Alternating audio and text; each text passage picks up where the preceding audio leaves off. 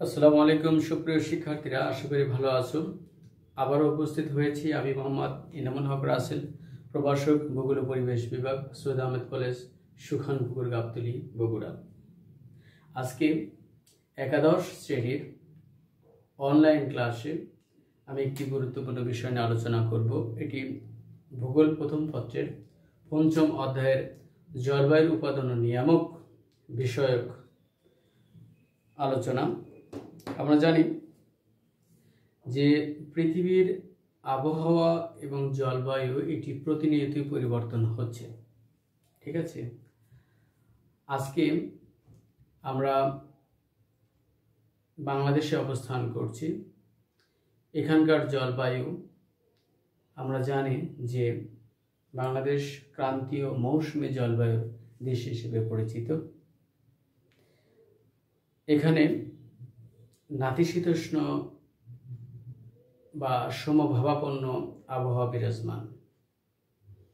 আমরা সাধারণত 6 ঋতুর বাংলাদেশে অবস্থান করছি। তারপরেও বৈচিত্র্যগতভাবে আমরা সাধারণত 3টি ঋতু বেশি বুঝতে পারি বা বৈশিষ্ট্যটা আমাদের কাছে বেশি বোঝার মতো। একটি হচ্ছে গ্রীষ্মকাল, 2 নম্বর হচ্ছে শীতকাল, আর একটা হচ্ছে বর্ষাকাল, ঠিক আছে। এই ঋতু বৈচিত্র্যের 3টি ঋতুর যে বৈশিষ্ট্যগুলো আমরা সবচেয়ে ভালো বুঝতে পারি। অর্থাৎ গ্রীষ্মের দাবদাহ, যে প্রখর তাপমাত্রা, দিনের দৈর্ঘ্য বড় হলে আমরা দেখি যে প্রচণ্ড তাপমাত্রায় ঘাম ঝরছে, তাহলে বুঝতে পারি যে এটি হচ্ছে গ্রীষ্মকাল। আবার শীতকালে প্রচণ্ড ঠান্ডায় আমরা যখন কম্পন শুরু করি, লেপ কাঁথা মুড়ি দিয়ে থাকি, তখন বোঝা যায় শীতকাল। আবার সারাদিন অবিরাম ধরে যদি বৃষ্টি হয়, তাহলে আমরা বুঝতে পারি হচ্ছে বর্ষাকাল। এই যে ঋতু বৈচিত্র্যের মধ্যে 3টি বৈচিত্র্য আমরা বুঝতে পারি, এগুলো আমরা যে বৈচিত্র্য সকল দেশে কিন্তু একরকম নয়, এক এক দেশে এক এক রকম। এই যে আমরা বলবো যে আবহাওয়া যেটা আমরা বলছি, ঠিক আছে, এখানে আবহ এবং হাওয়া, যেটা আমরা ইংরেজিতে ওয়েদার বলছি আর কি, আবহাওয়া, ঠিক আছে, ইংরেজিতে আমরা বলি হচ্ছে ওয়েদার। অর্থাৎ কোনো স্বল্প বিস্তৃত স্থানের স্বল্পকালীন বায়ুর যে, অর্থাৎ বায়ুমণ্ডলের যে গড় অবস্থা, এটাকে আমরা বলছি যে আবহাওয়া। স্বল্প বিস্তৃত, স্বল্পকালীন, স্বল্প বিস্তৃত আমরা বলছি যে এটি একটি জেলার হতে পারে, ঠিক আছে, উপজেলার হতে পারে, অল্প জায়গা জুড়ে বায়ুমণ্ডলের যে স্বল্পকালীন গড় অবস্থা বলছি। এই স্বল্পকালীন অবস্থার মধ্যে বায়ুর তাপ, বায়ুর চাপ, বায়ুর আর্দ্রতা, বায়ু প্রবাহ, বৃষ্টিপাত, এই বিষয়গুলোর আমরা ধরি হচ্ছে দৈনন্দিন যে গড়গুলো, সাপ্তাহিক গড় হতে পারে, পাক্ষিক গড় হতে পারে, মাসিক গড় হতে পারে, ত্রৈমাসিক হতে পারে, ঠিক আছে। এই গড়গুলো দিয়ে আমরা কি বের করি? স্থানের আবহাওয়া বের করি। এবং আবহাওয়ার পূর্বাভাসে আমরা আজ বৃষ্টি হতে পারে, মেঘাচ্ছন্নতা হতে পারে, ঠিক আছে, তারপরে কালবৈশাখী ঝড় হতে পারে, আজকে সারাদিন প্রচণ্ড তাপমাত্রা থাকতে পারে। এই যে পূর্বাভাসগুলো আমরা সাধারণত দিয়ে থাকি, এটা আমরা বলছি হচ্ছে আবহাওয়া, ঠিক আছে। আর এই আবহাওয়া থেকে আমরা বুঝবো হচ্ছে জলবায়ু। এটাকে আমরা ইংরেজি বলছি হচ্ছে ক্লাইমেট। এটি বিস্তৃত এলাকার বোঝায়। একটি দেশ হতে পারে বা মহাদেশের একটি অংশ হতে পারে, ঠিক আছে, বা কয়েকটি জেলা মিলে একটি অঞ্চল হতে পারে। অর্থাৎ বিস্তৃত এলাকার আবহাওয়ার যদি দীর্ঘদিনের গড় বোঝায়, অর্থাৎ এটি হতে পারে 30 থেকে 40 বছর, 25 থেকে 30 বছরের যে দীর্ঘদিনের গড়, এটাকে আমরা বলি হচ্ছে জলবায়ু, ঠিক আছে। তাহলে আমরা বলছি হচ্ছে climate is the average state of the weather. ক্লাইমেটকে আমরা বলছি আবহাওয়ার গড়, দীর্ঘদিনের গড়, ঠিক আছে। তাহলে আমরা দেখব যে এই জলবায়ুর যে উপাদানগুলো, আমরা আবহাওয়া এবং জলবায়ুর উপাদান সাধারণত একই। আজকের আলোচনা আমরা দেখব যে আবহাওয়া কি, জলবায়ু কি, এর হচ্ছে উপাদান আর হচ্ছে নিয়ামক বিষয়ক আমরা আলোচনা করব। তাহলে আমরা আবহাওয়া আবার বলি যে কোনো স্বল্প বিস্তৃত স্থানের বায়ুমণ্ডলের যদি স্বল্পকালীন গড় অবস্থা বোঝায়, সেটা হতে পারে দৈনন্দিন, হতে পারে সাপ্তাহিক, হতে পারে পাক্ষিক, হতে পারে মাসিক, সেটাকে আমরা বলছি আবহাওয়া। এই সব বায়ুমণ্ডলের যে স্বল্পকালীন গড় অবস্থা, এটা হচ্ছে বায়ুর হবে হচ্ছে তাপ, বায়ুর হচ্ছে চাপ, বায়ুর হচ্ছে আর্দ্রতা, বায়ু হচ্ছে প্রবাহ, আর এটা হচ্ছে বৃষ্টিপাত। দেখো 5টি প্রধান উপাদান যেগুলো এগুলো আমরা বলতে হচ্ছে উপাদান: বায়ুর তাপ, চাপ, আর্দ্রতা, বায়ু প্রবাহ এবং বৃষ্টিপাত। ঠিক আছে। আর জলবায়ু আমরা বলছি হচ্ছে আবহাওয়ারই দীর্ঘদিনের গড়, এটাই বিস্তৃত এলাকার। ঠিক আছে, ক্লাইমেট। তাহলে আমরা বলতে হচ্ছে climate is the average state of the weather. State of the weather. তাহলে আবহাওয়ার গড়কে আমরা বলছি, আবহাওয়ার গড় অবস্থায় হচ্ছে জলবায়ু। আমরা এখন দেখব যে যেসব বৈশিষ্ট্য নিয়ে জলবায়ু বা আবহাওয়া গঠিত হয়, সেগুলোকে আমরা সাধারণত আবহাওয়া বা জলবায়ুর উপাদান বলে থাকি। প্রধান 5টি উপাদান আমরা দেখলাম: বায়ুর তাপ, চাপ, আর্দ্রতা, বায়ু প্রবাহ এবং বৃষ্টিপাত। এখন আমরা দেখব যে বায়ুর তাপমাত্রা, যেটা হচ্ছে এয়ার টেম্পারেচার আমরা যেটা বলে থাকি আর কি। সাধারণত আমরা জানি যে বায়ুর উষ্ণ এবং যে শীতল অবস্থা, এটাই সাধারণত বায়ুর তাপমাত্রা। ঠিক আছে। এটি সূর্যরশ্মির পতন অনুযায়ী পৃথিবীর বিভিন্ন স্থানে বিভিন্নভাবে এই তাপমাত্রাটা পরিলক্ষিত হয়। আমরা জানি যে পৃথিবী গোলাকার এবং এই সূর্যটা পৃথিবীর উপরে বিভিন্নভাবে কিরণ দিয়ে থাকে। যে সাধারণত আমরা দেখি হচ্ছে এই মাঝামাঝি অংশে, যেটা আমরা বলছি হচ্ছে নিরক্ষীয় অঞ্চল বা ক্রান্তীয় অঞ্চল, এই অঞ্চলে লম্বভাবে কিরণ দিচ্ছে, এখানে তাপমাত্রাটা বেশি। এই অঞ্চলে মধ্য অক্ষাংশ অঞ্চলগুলোতে একটু তির্যকভাবে কিরণ দেয়, সেখানে শীত এবং গরম উভয় সমান অনুভূত হয়। এবং হিমমণ্ডলে এটি অতি তির্যকভাবে কিরণ দেয়, যার কারণে প্রচণ্ড ঠান্ডা অনুভূত হয়। তার মানে আমরা দেখতে পাচ্ছি যে বায়ুর যে তাপমাত্রাটা, সেটা এই পৃথিবীর বিভিন্ন স্থানে বিভিন্ন রকম বিরাজমান, অর্থাৎ বায়ুর উষ্ণ এবং শীতল থাকার যে অবস্থাটা, এটাকে আমরা বলছি হচ্ছে বায়ুর তাপমাত্রা। ঠিক আছে। এরপরে দেখো বায়ুর চাপ, যেটাকে আমরা বলছি হচ্ছে এয়ার প্রেশার। সাধারণত আমরা জানি যে বায়ুরাশি যদি চারদিক থেকে একটি নির্দিষ্ট স্থানে যদি বল বা শক্তি প্রয়োগ করে, তখন আমরা সেটাকে বলছি হচ্ছে বায়ুর চাপ। ঠিক আছে। এটি সাধারণত আমরা দুভাবে রেখে থাকি, একটা হচ্ছে উচ্চ চাপ, একটা হচ্ছে নিম্ন চাপ। ঠিক আছে। উচ্চ চাপ আর একটা হচ্ছে নিম্ন চাপ। সাধারণত বায়ুর যেটা ধর্ম, সাধারণত উচ্চ চাপ বলয় থেকে নিম্ন চাপ বলয়ের দিকে বায়ুটা ধাবিত হয়। সাধারণত উচ্চ চাপে বায়ুটা একটু শীতল থাকে, ভারী থাকে, এবং নিম্নচাপ অঞ্চলগুলোতে বায়ু থাকে উষ্ণ এবং এটা প্রসারিত অবস্থায় থাকে। তাহলে আমরা দেখলাম যে এয়ার প্রেশার হচ্ছে বায়ুরাশি যদি কোনো একটি স্থানে তোমার চারদিক থেকে চাপ প্রয়োগ করে, শক্তি প্রয়োগ করে, তখন আমরা বলছি বায়ুর চাপ। এরপর আমরা দেখবো হচ্ছে বায়ুর আর্দ্রতা, এটাকে আমরা হিউমিডিটি আমরা বলে থাকি আর কি। সাধারণত বায়ুতে যদি জলীয় বাষ্পের উপস্থিতি থাকে, তাকে আমরা বলছি হচ্ছে বায়ুর আর্দ্রতা। এখন জলীয় বাষ্পটা আমরা সাধারণত জানি যে বায়ুতে যদি পানির উপস্থিতি থাকে, পানির উপস্থিতিটাকে আমরা জলীয় বাষ্প বলছি, আর জলীয় বাষ্পের উপস্থিতিকে আমরা বলছি হচ্ছে বায়ুর আর্দ্রতা। এটি সাধারণত এটাও দুই প্রকার হতে পারে, একটি পরম বা চরম আর্দ্রতা, আরেকটি হচ্ছে আপেক্ষিক আর্দ্রতা। আমরা বলছি হচ্ছে পরম আর্দ্রতা, আরেকটা কি আপেক্ষিক আর্দ্রতা। ঠিক আছে। তাহলে এই বায়ুতে জলীয় বাষ্প কম বেশির কারণে দেখা যায় যে কোথাও তোমার শুষ্ক বায়ু আমরা দেখতে পাই আর কি। এরপর আমরা দেখবো যে বায়ু প্রবাহ।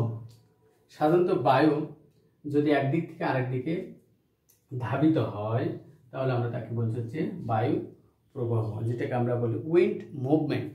ঠিক আছে, এটাকে আমরা বলছি হচ্ছে উইন্ড মুভমেন্ট। এটি হতে পারে, এটা সাধারণত আমরা ভূপৃষ্ঠের উপর দিয়ে দেখি যে উচ্চচাপ থেকে নিম্নচাপ অঞ্চলের দিকে আনুভূমিকভাবে এই বায়ুটা চলাচল করে। ঠিক আছে, এবং সাধারণত যেখানে শূন্য অবস্থা অর্থাৎ যেখানে তাপমাত্রাটা বেশি থাকে সেখানে বায়ুটা প্রসারিত থাকে, যেখানে শীতল থাকে সেখান থেকে এসে শূন্য স্থানে এসে পূরণ করে, যেটাকে আমরা বলতে হচ্ছে এই বায়ু প্রবাহটা ধাবমান বা মুভমেন্ট অবস্থা। ঠিক আছে, এটি সাধারণত আমরা দেখি হচ্ছে যেমন নিয়ত বায়ু প্রবাহ, সাময়িক বায়ু প্রবাহ, স্থানীয় বায়ু প্রবাহ। ঠিক আছে, বিভিন্ন ধরনের বায়ু আমরা দেখি। এরপরে আমরা দেখব হচ্ছে বৃষ্টিপাত। আমরা জানি যে জলীয় বাষ্পপূর্ণ বায়ু যদি উপর দিকে উঠে শীতল বায়ুর সংস্পর্শে আসে তাহলে এটি ঘনীভূত হয় এবং ক্ষুদ্র ক্ষুদ্র জলকণা ও তুষারকণায় পরিণত হয়, এবং মধ্যাকর্ষণ শক্তির ফলে এটি যখন ভূপৃষ্ঠে পতিত হয় তখন আমরা বলি হচ্ছে বারিপাত বা বৃষ্টিপাত। ঠিক আছে, সাধারণত শিশির, তুষার, বৃষ্টিপাত এগুলো আমরা দেখি হচ্ছে বারিপাতের অন্তর্ভুক্ত, এবং বৃষ্টিপাতটা শুধু পানি যদি পতিত হয় তাহলে আমরা সেটাকে আমরা বলছি হচ্ছে বৃষ্টিপাত। আবারও বলি যে জলীয় বাষ্পপূর্ণ বায়ু যদি উপরে উঠে শীতল বায়ুর সংস্পর্শে আসে তাহলে এখানে কি হয়, ক্ষুদ্র ক্ষুদ্র জলকণা এবং তুষারপাতের বা এগুলোর সৃষ্টি হয়, এবং মধ্যাকর্ষণ শক্তির ফলে এটি যখন নিচ দিকে ঝরে পড়ে তখন আমরা তাকে বলছি হচ্ছে বৃষ্টিপাত। এই বৃষ্টিপাত আমরা দেখি পরিচালন বৃষ্টিপাত, শৈল থেকে বৃষ্টিপাত, সংঘর্ষ বৃষ্টিপাত, ঘূর্ণিপাত বৃষ্টিপাত নামে পরিচিত। ঠিক আছে, তাহলে এটিকে আমরা বললাম হচ্ছে আবহাওয়া বা জলবায়ুর উপাদান। এরপর আমরা দেখব ফ্যাক্টরস অফ ক্লাইমেট, যেটা আমরা দেখব নিয়ামক। নিয়ামক এখানে দেখো জলবায়ুর নিয়ামক আমরা বলছি।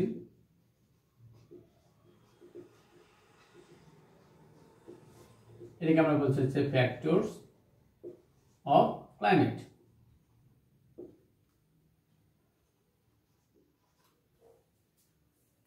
ফ্যাক্টরস অফ ক্লাইমেট আমরা দেখি যে পৃথিবীর বিভিন্ন স্থানে যে জলবায়ুর যে ভিন্নতা পরিলক্ষিত হয় এর পিছনে দেখা যায় যে বিভিন্ন নিয়ামক প্রত্যক্ষ বা পরোক্ষভাবে কাজ করে। এই নিয়ামকগুলো আমরা কি কি সেটা দেখব। যেমন ধরো 1 নাম্বার আমরা এখানে দেখব অক্ষাংশ। অক্ষাংশ ভেদে এই জলবায়ুটা বিভিন্ন রকম হতে পারে। অক্ষাংশটা কি? অর্থাৎ পৃথিবীর আমরা দেখব যে এটি হচ্ছে কেন্দ্র, ঠিক আছে, এটি হচ্ছে নিরক্ষরেখা, এটি হচ্ছে মধ্যরেখা, এটা আমরা পৃথিবীর কেন্দ্র বলছি। এখান থেকে যদি আমরা নিরক্ষরেখার সাপেক্ষে কোনো স্থানের উত্তর বা দক্ষিণের কৌণিক দূরত্ব আমরা দেখি তাহলে সেটাকে আমরা বলছি যে অক্ষাংশ। তবে এই অক্ষাংশ আমরা বলছি যে সূর্য রশ্মির পতন এর উপর ডিপেন্ড করবে। যেমন আমরা বলছি যে এখানে এই অংশে 0 থেকে ধরে নাও এটা 23.5 ডিগ্রি উত্তর অক্ষাংশ, 23.5 ডিগ্রি দক্ষিণ অক্ষাংশ। এই অংশের উপরে সূর্যরশ্মি কি করেন সারা বছর এটা হচ্ছে লম্বভাবে পতিত হয়। এই অংশে আমরা দেখব যেমন 66.5 ডিগ্রি পর্যন্ত এখানে কি হয় তির্যকভাবে পতিত হয় সূর্যরশ্মি, তির্যকভাবে পতিত হয়। এরপরে এই অংশ আমরা দেখব যেটা হচ্ছে 90 ডিগ্রি পর্যন্ত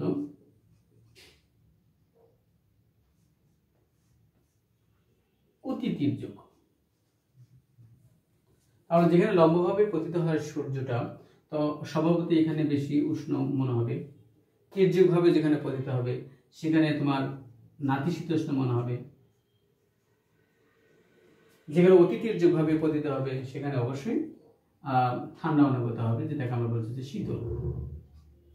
কারণ পৃথিবীর অক্ষাংশ ভেদে তাপমাত্রাটা আলাদা আলাদা পরিলক্ষিত হয়।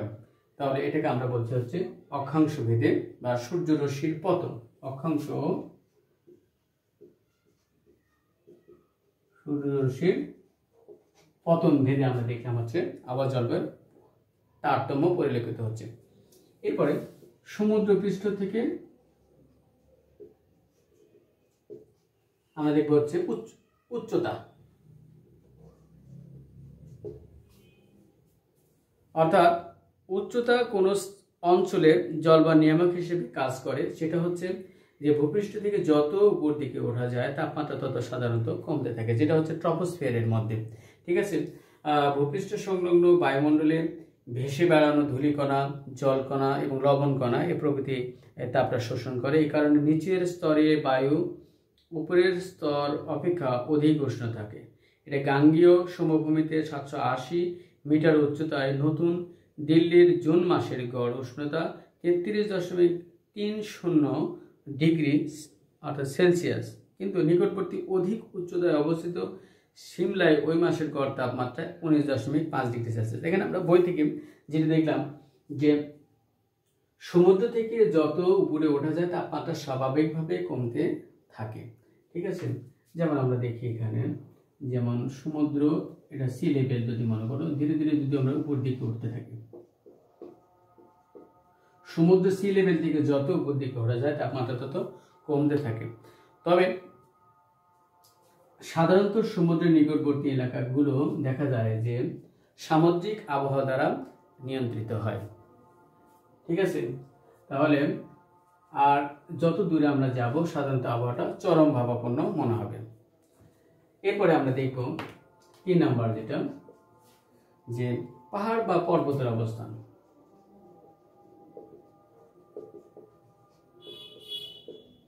পর্বতের অবস্থান, পাহাড় পর্বতকে থাকলে কি হয়, দেখা যাচ্ছে যে জলীয়বাষ্পপূর্ণ বায়ু প্রবাহের সময় পাহাড় বা পর্বত যদি বাধাগ্রস্ত হয় বা পাহাড় পর্বত যদি বাধা পায়, তাহলে প্রতিবাদ পার্শ্বে প্রচুর পরিমাণ বৃষ্টিপাত ঘটাতে পারে, কিন্তু বিপরীত পার্শ্বে কি হয়, বৃষ্টিহীন থেকে যায়।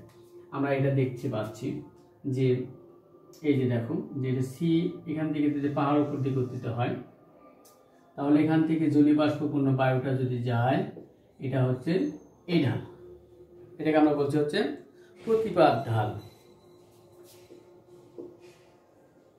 প্রতিপাদ ঢালে আমরা দেখছি হচ্ছে প্রচুর বৃষ্টিপাত হচ্ছে, এখানে মেঘ, প্রচুর বৃষ্টিপাত। অপরপক্ষে এই পাশে এই বায়ুটা আসার ফলে জলীয়বাষ্পটা শুষ্ক হয়ে যায়, অর্থাৎ জলীয়বাষ্পটা থাকে না, যার কারণে অপর পাশে বৃষ্টিহীন থেকে যায়। তাহলে একই রকম, অর্থাৎ পাহাড় থাকার কারণে জলীয়বাষ্পপূর্ণ বায়ু এক পাশে বাধাপ্রাপ্ত হলে এক পাশে বৃষ্টিপাত ঘটাচ্ছে, অপর পক্ষে আমরা দেখছি হচ্ছে অপর পাশে বৃষ্টিপাতটা থাকছে না, অর্থাৎ বৃষ্টিহীন থাকছে। যেমন আমরা দেখব যে ভারতের আসাম, মেঘালয় এবং বাংলাদেশের চট্টগ্রাম, সিলেটের পাহাড়ি অঞ্চলে বর্ষাকালে দক্ষিণ পশ্চিম মৌসুমী বায়ু প্রবাহের ফলে প্রচুর পরিমাণে বৃষ্টিপাত ঘটাচ্ছে, এবং অপর পাশে আমরা বলছি হচ্ছে বৃষ্টির ছায়া অঞ্চল। ঠিক আছে, এরপরে আমরা দেখব 4 নাম্বার, জল ও স্থলভাগের অবস্থান।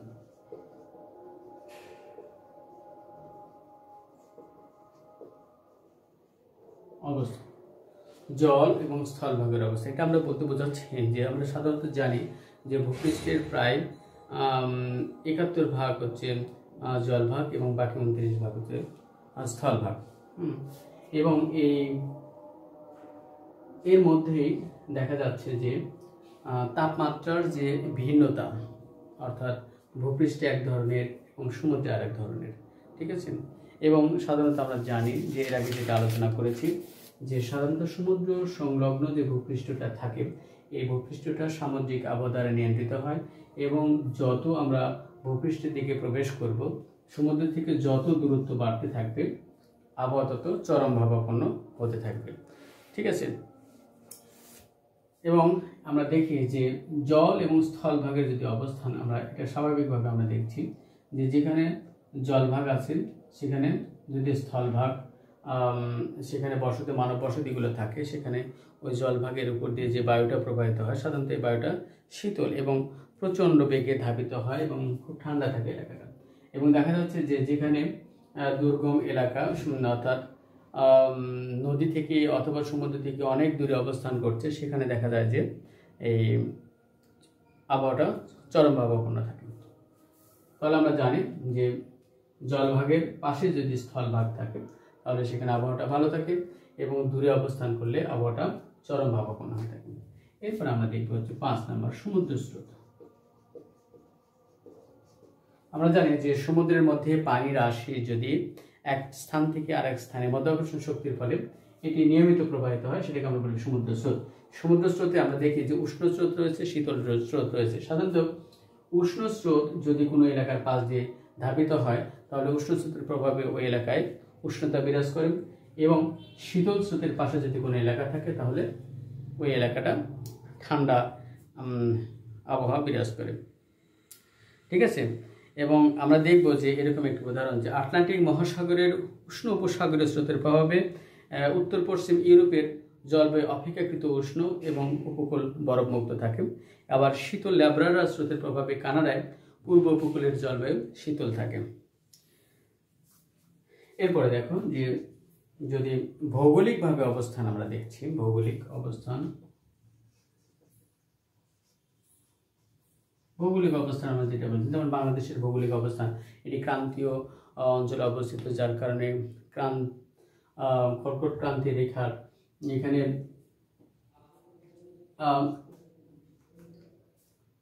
নাতিশীতোষ্ণ জলবায়ু বিরাজমান। ঠিক আছে। আবার যদি কোনো এলাকা হিমমণ্ডলে অবস্থান করে তাহলে সেখানকার জলবায়ুটা অবশ্যই শীতল হবে।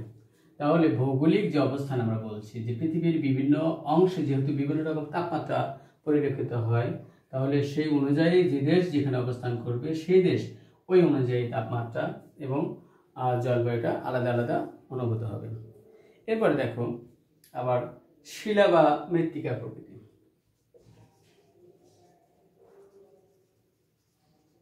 মৃত্তিকার প্রকৃতি অনুযায়ী আমরা দেখব শিলা বা মৃত্তিকা প্রকৃতি। অর্থাৎ শিলা বা মৃত্তিকা প্রকৃতি আমরা দেখি যে যেখানে প্রস্তর শিলা বা বালু রয়েছে সেখানে সহজে উত্তপ্ত হবে বালুটা এবং সহজে শীতল হয়ে যাবে। আবার যদি আমরা দোআঁশ মাটি বা পলি মাটি দেখি সেখানে ধীরে ধীরে উত্তপ্ত হবে এবং ধীরে ধীরে তাপমাত্রাটা হ্রাস পাবে। ঠিক আছে। এরকম শিলাও হতে পারে। এরপর আমরা দেখব উদ্ভিদের আচ্ছাদন।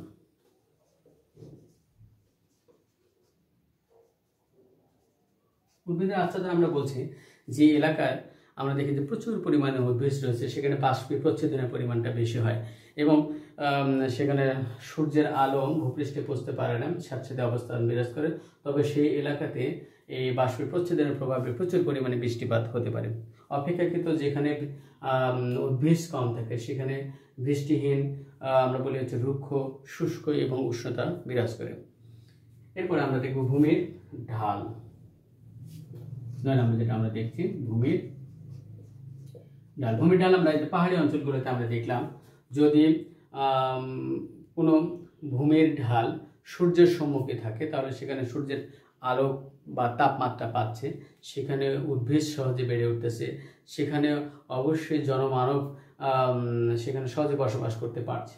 তবে অপোজিট ঢালে যদি বৃষ্টিহীন থেকে যায়, শুষ্কতা থেকে যায়, তাহলে সেখানে গাছপালা তেমন জন্মায় না, যার কারণে সেখানে বৃষ্টিহীন থেকে যাচ্ছে। এভাবে আমরা ভূমির ঢালে। এরপরে পৃথিবীর ঘূর্ণনের ফলে হতে পারে বা পৃথিবীর আবর্তন বা আমরা বলতে হচ্ছে ঘূর্ণন। এটাকে আমরা বলছি যে রোটেশন অফ আর্থ, অর্থাৎ পৃথিবী নিজ কক্ষপথে ঘূর্ণনের কারণে ঋতুচক্র সংগঠন এবং দিনরাত্রির যে দৈর্ঘ্যের তারতম্য হয়, এর ফলে আমরা দেখি উষ্ণতার তারতম্য ঘটে এবং জলবায়ুতে ব্যাপক প্রভাব পরিলক্ষিত হয়। সুপ্রিয় শিক্ষার্থীরা, আজকে তাহলে আলোচনা করলাম যে আবহাওয়া কি, জলবায়ু কি, এবং আবহাওয়া এবং জলবায়ুর মধ্যে আমরা কিছুটা পার্থক্য আমরা দেখলাম। ঠিক আছে। স্থানগত এবং সময়গত এবং উপাদান আমরা দেখলাম একই রকম। ফ্যাক্টরস অফ ক্লাইমেটে দেখলাম যে এখানে অক্ষাংশ এবং সূর্যরশ্মির পতন রয়েছে, সমুদ্রপৃষ্ঠ থেকে উচ্চতা, পাহাড় পর্বতের অবস্থান, জল স্থলভাগের অবস্থান, সমুদ্র স্রোত, ভৌগোলিক অবস্থান, শিলা বা মৃত্তিকা প্রকৃতি, উদ্ভিদের আচ্ছাদন, ভূমির ঢাল, পৃথিবীর আবর্তন বা ঘূর্ণন। সুপ্রিয় শিক্ষার্থীরা, পৃথিবীর বিভিন্ন স্থানে যে আবহাওয়া জলবায়ু পরিলক্ষিত হয় তা এই ফ্যাক্টরস অফ ক্লাইমেটের যে উপাদানগুলো রয়েছে আমরা এগুলো দেখলাম, এগুলোর প্রভাবে সাধারণত পরিবর্তনগুলো দেখা যায়। আজকে এই পর্যন্তই। ভালো থেকো, সুস্থ থাকো। তোমরা এই অধ্যায়টা ভালোভাবে দেখবে। এটি হচ্ছে পঞ্চম অধ্যায়ের পার্ট 1 এবং 2 আলোচনা করলাম। আসসালামু আলাইকুম ওয়া রাহমাতুল্লাহি ওয়া বারাকাতুহু।